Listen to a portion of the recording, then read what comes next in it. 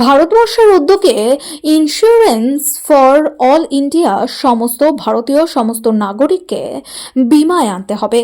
আর তার জন্য শনিবার রানাঘাট শহরে সাধারণ মানুষকে সেই বিমা সংক্রান্ত নিয়ে বিষয়ে সচেতন করতে একটি মিছিল করা হলো। পাশাপাশি রানাঘাটে শিশুকন্যা অস্মিতার জন্য একটি উদ্যোগ নেওয়া হয়েছে। তার চিকিৎসার জন্য রানাঘাটবাসীর কাছে আবেদন, তারা মুক্ত হস্তে দান করুন। এই দিন রানাঘাট রামকৃষ্ণ আলয়ের প্রাঙ্গণে বৃক্ষরোপণ করা হয়। এই প্রসঙ্গে কি জানান শুনে নেব। নদিয়া থেকে বাবু ব্যানার্জি রিপোর্ট, প্রথম আলোর বার্তার পর্দায়। সঙ্গে থাকুন, ভরসা রাখুন।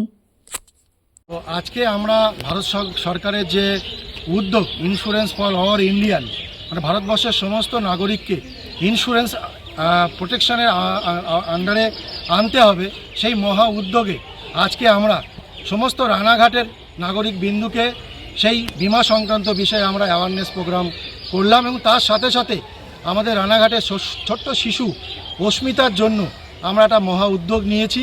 সেই উদ্যোগ হলো তার চিকিৎসা সংক্রান্ত যে খরচা আছে সেই সংক্রান্ত আমরা উদ্যোগ নিয়ে সবার কাছে, রানাঘাটের সমস্ত নাগরিক বিন্দুর কাছে আমরা আহ্বান জানিয়েছি তার চিকিৎসার জন্য মুক্ত হস্তে দান করার জন্য।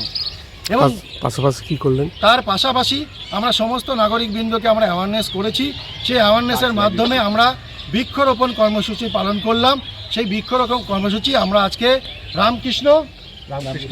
রামকৃষ্ণ লয়ের পাশে এখানে আমরা বৃক্ষরোপণ কর্মসূচি গ্রহণ করলাম। এবং তার সাথে আমাদের সমস্ত সহকর্মীরা এই বৃক্ষরোপণ কর্মসূচিতে আমাদেরকে সহযোগিতা করেছে।